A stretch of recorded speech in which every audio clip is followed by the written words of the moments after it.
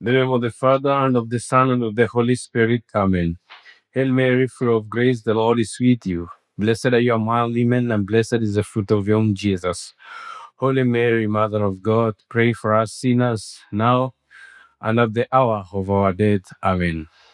Peace be with you, friends of Christ, wherever you are.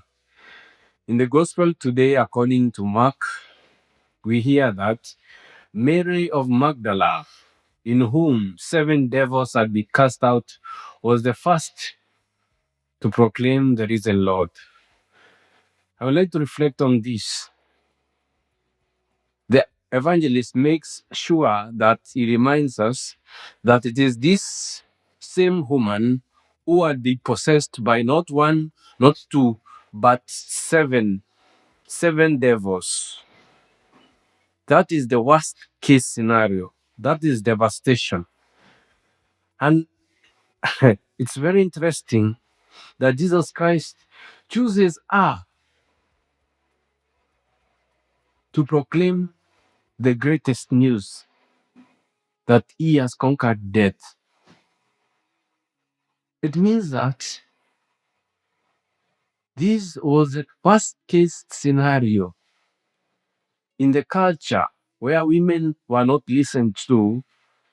He chose a woman, and not just a woman, but a woman who did not have a good history.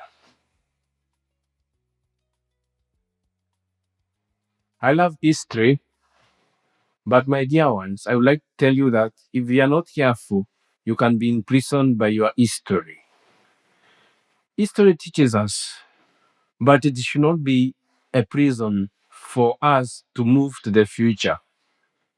Yes, it is true, Mary of Magdala was possessed, but she did not remain in that.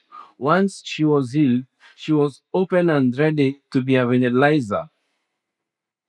And that's why Jesus Christ, in his wisdom, chose her. What is the worst case scenario I've ever been in? The worst state or situation? Just think about it. And then think about how God came through. And then, like Mary Magdalene, share that. This is how God works.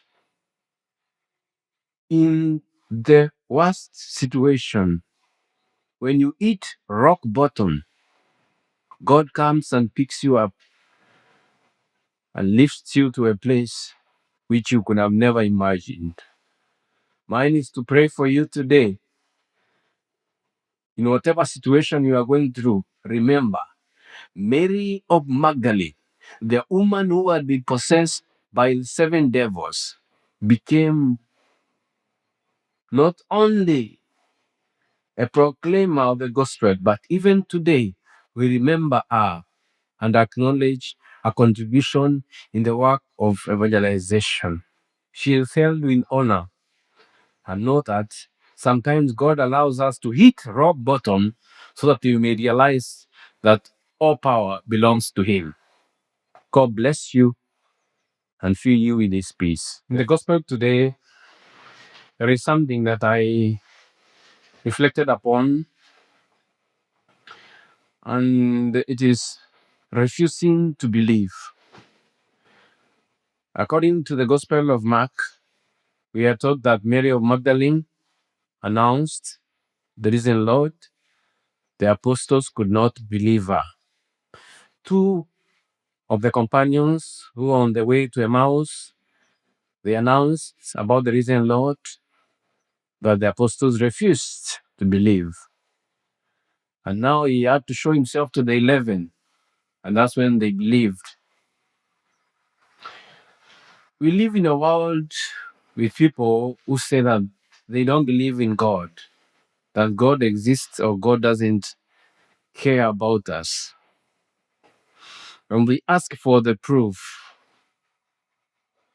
that God exists. But in my reflection, really, to believe is a choice. You choose to believe or not to believe. Because even if you look around us, nature alone speaks. Even before you read the Bible, already you can look at the nature and they can tell you that there is a creator. So to say that there is no God and to ask for proofs for God's existence is just out of place. Because if you choose not to believe, even if I spend the whole day preaching to you or telling you about God, believe me or not, you won't change your mind. So, my prayer is this, that you may choose to believe. Believe that God exists. Believe that God is working through our lives.